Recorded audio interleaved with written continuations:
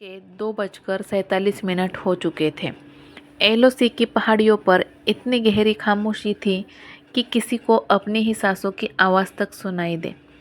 बर्फ से ढका पूरा इलाका चांदनी में चमक रहा था, लेकिन उस शांत सफ़ेदी के ऊपर एक ऐसा शिकारी घूम रहा था जिसकी मौजूदगी का एहसास किसी को नहीं था।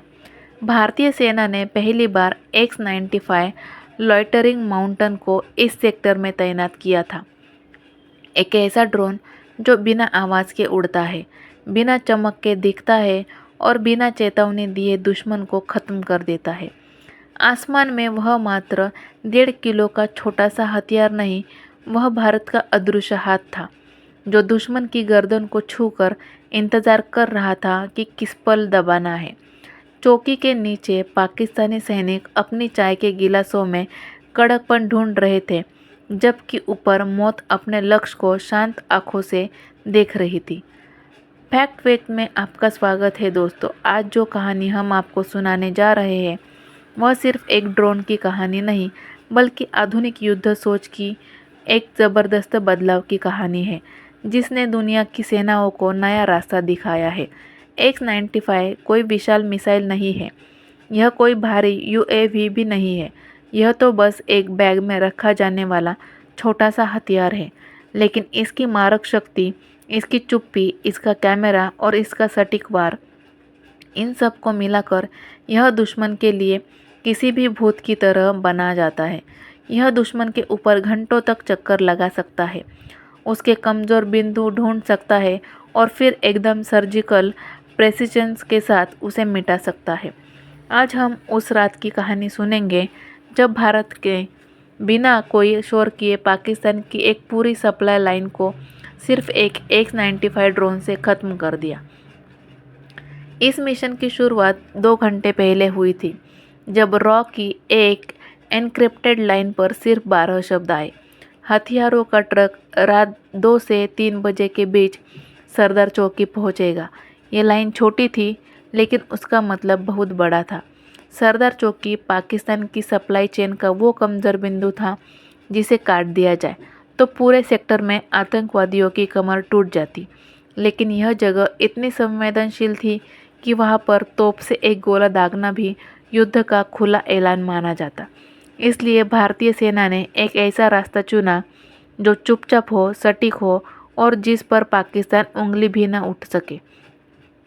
इसके लिए X-95 को चुना गया। छावनी में मौजूद 2 ऑपरेटर्स को एक सीक्रेट कोड मिला, ब्लू स्नो। इसका मतलब था आज रात चुप्पी में तूफान उतरेगा। 2:17 पर तापमान -14। 2 भारतीय सैनिक घुटनों के बल बैठे थे, उनकी सांसें भाप बनकर उड़ रही थी। उनके सामने एक छोटा सा सिल्वर बॉक्स रखा था। बॉक्स खुला और अंदर से X-95 बाहर आया। एक शांत, चमकीला, बेहद हल्का मगर घातक उपकरण। बिना किसी आवाज़ के यह हवा में उठा। न कोई इंजन की गूंज, न कोई ब्लेड की सरसराहट। बस ऐसा लगा जैसे रात ने खुद अपने भीतर से एक साया बाहर निकाला हो। कंट्रोल रूम में बैठे कैप्टन आर्यन की स्क्रीन पर धीरे धीरे दुश्मन की पोस्ट का नक्शा उभरने लगा। नीचे पाकिस्तानी सैनिक हंस रहे थे। उन्हें मालूम नहीं था कि उनके सिर के ठीक ऊपर ही मौत अब स्थिर खड़ी हो चुकी है। X-95 चौकी के ऊपर 3, फिर 4, फिर 5 गोल चक्कर लगाता रहा। उसके कैमरे में चौकी के हर कोने की डिटेल साफ दिख रही थी। थर्मल सेंसर से उसे मिट्टी के नीचे छुपे हथियार, पोस्टर की ओट में खड़े लोग तक दिखाई दे रहे थे। रॉ की रिपोर्ट कहती थी कि ट्रक चौकी के बिल्कुल पीछे एक ब्लाइंड जोन में रोकता है जहाँ सीसीटीवी नहीं होता। X-95 उस जगह पर रुक गया। हवा में एकदम शांति थी और ड्रोन बिना हिले डुले हवा में खड़ा था, जैसे कोई शिकारी रात के अंधेरे में अपने शिकार की सांसें गिन रहा हो। 2:52 पर दूर पहाड़ी पर अचानक हेडलाइट्स की हल्की झिलमिलाहट दिखी।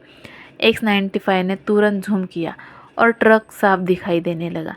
अंदर बैठे 7 लोग, 2 AKS की चमक और भारी उड़न क्राफ्ट्स के सब कुछ कैमरे में कैद हो रहा था। कंट्रोल रूम में मौजूद हर सैनिक की आंख स्क्रीन पर जमी थी। वहाँ सन्नाटा इतना तीव्र था कि किसी के भी हल्की सी आवाज़ करने पर पूरा मिशन खतरे में पड़ जाता। कैप्टन ने धीमी आवाज़ में कहा, अभी नहीं, सही जगह आने दो। 2:59 में कैप्टन आर्यन ने अपनी उंगली ट्रिगर पर रखी और एक ही शब्द बोला, एंगेज। X-95 ने बिना किसी झटके के सीधा नीचे झपटा मारा। पहले 200 मीटर, फिर 120, फिर 60 और फिर आखिरी 8 सेकंड में उसका कैमरा ट्रक की छत पर ऐसे फोकस हुआ मानो शिकारी अपनी आंखें शिकार की गर्दन पर टिका दे। आधे सेकंड में वो वारहेड सक्रिय हुआ। अगले आधे सेकंड में फिर इम्पैक्ट, एक धीमी सी फ्लैश और फिर गहरा काला धुआं। कोई तेज़ धमाका नहीं, क्योंकि X-95 ब्लास्ट नहीं, प्रिसिशन किल करता है। सिर्फ उन्हीं हिस्सों को उड़ाता है जहां दुश्मन खड़ा हो। धमाके के 2 मिनट बाद आसपास की चौकियों पर रेडियो की चीखें शुरू हो गई। किसने हमला किया, किधर से आया, कोई आवाज़ क्यों नहीं आई? लेकिन पाकिस्तान के पास कोई जवाब नहीं था। उनके रडारों ने कुछ नहीं पकड़ा। रात में किसी ने कुछ नहीं देखा।